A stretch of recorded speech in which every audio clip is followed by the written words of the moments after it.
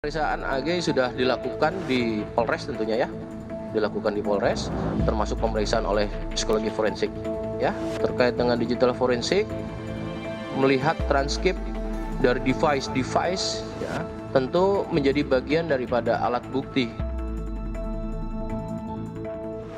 Percakapan WhatsApp antara AG kepada David sebelum peristiwa penganiayaan terjadi beredar di media sosial.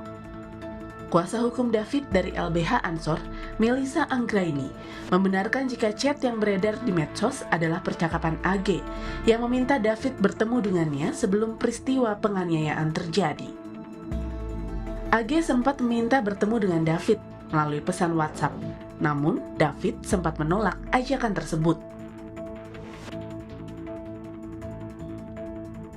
Gue telepon brimob gue kalau lo batu. Mager ngapain?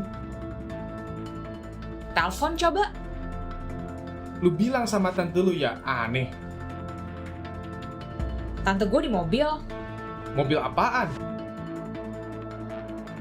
Turun sekarang. Jawab dong. Camry, lo kenapa sih nggak mau turun banget sih? Terkait dengan percakapan ini, kuasa hukum AG menegaskan jika isi percakapan masih panjang dan meminta publik melihat percakapan secara utuh. Soal viral jebakan dari Agnes itu gimana Bang? Tanggapannya Bang? Wah itu di penyidik ya, karena yang jelas itu chatnya panjang Mas, jadi memang harus dilihat secara utuh, jangan sepotong-sepotong ya, yang muncul kan sepotong ya. Tapi artinya itu betul Agnes sama David yang berkomunikasi? Sementara kuasa hukum saksi N yang juga orang tua dari teman David, Muanas Alaidit, memastikan jika setelah peristiwa penganiayaan terjadi, ketiga pelaku, Mario, Shen, dan AG, tak ada upaya menolong David yang sudah tidak berdaya. Saksi N ini kemudian mendatangi lokasi justru meminta agar si AG ini itu menolong dengan apa? Dengan cara meminjam pahanya untuk mengangkat agar kepalanya ini nggak terkulai gitu ya, karena sudah nggak berdaya gitu. Tapi pada saat itu menurut kesaksian klien kita, dia tuh nggak terkesan menolak gitu. Akhirnya terpaksa justru dari saksi kita kemudian yang mengangkat ya, walaupun kemudian dia membantu lewat tangannya, tapi sebetulnya tidak memberikan pengaruh apapun gitu, karena tangannya ini juga berada di balik tangannya saksi N. Polisi sudah menjadikan transkrip percakapan di WhatsApp antara AG, David, dan pelaku lainnya sebagai barang bukti untuk proses penyidikan. Sementara untuk pelaku AG, polisi belum melakukan penahanan. Tim Liputan Kompas TV.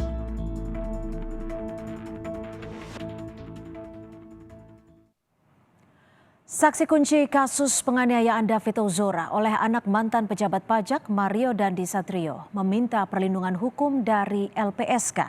Saksi N adalah teman dari orang tua David yang berteriak untuk menghentikan penganiayaan yang dialami David. Kuasa hukum menyebut saksi N mengalami trauma usai menyaksikan langsung penganiayaan Mario kepada David.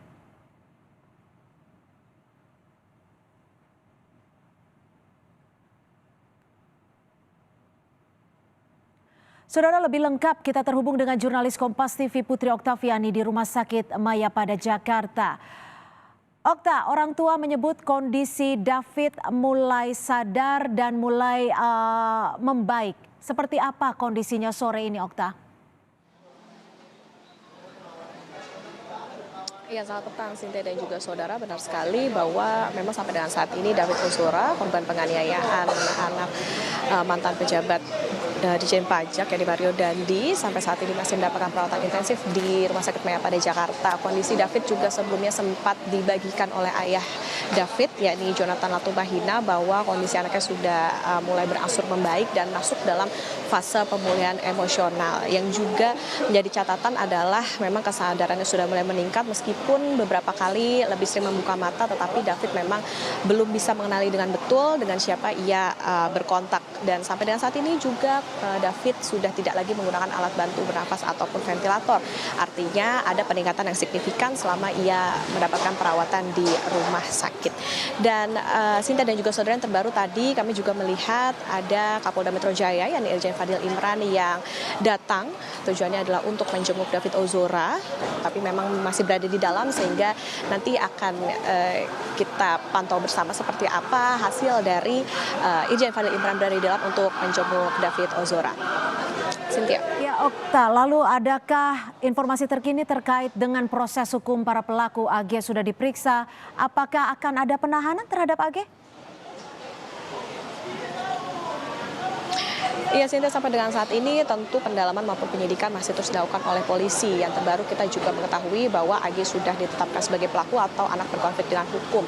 Tetapi memang tidak dilakukan penahanan. Alasannya memang dari polisi mengatakan ada yang harus dipenuhi begitu untuk bisa atau polisi juga mengacu pada Undang-Undang Sistem Peradilan Anak. Apalagi AG ini merupakan pelaku di bawah umur begitu. Tetapi kuasa hukum AG menyatakan bahwa kliennya ini akan kooperatif untuk bisa mengikuti ataupun bisa datang begitu dalam setiap pemeriksaan yang nanti akan dilakukan oleh polisi.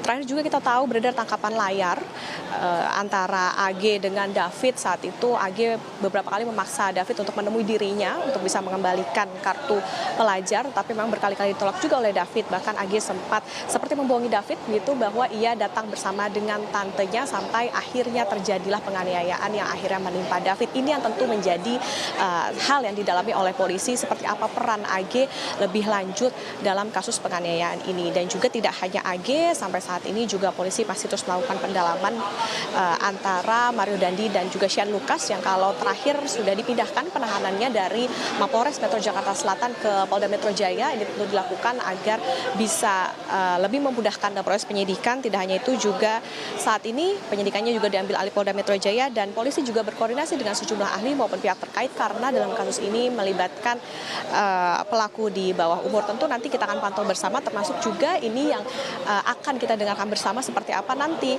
apakah ada keterangan lebih lanjut dari Kapolda Metro Jaya Irjen Fadil Imran soal bagaimana proses hukum lebih lanjut dalam kasus penganiayaan terhadap David Ozora ini.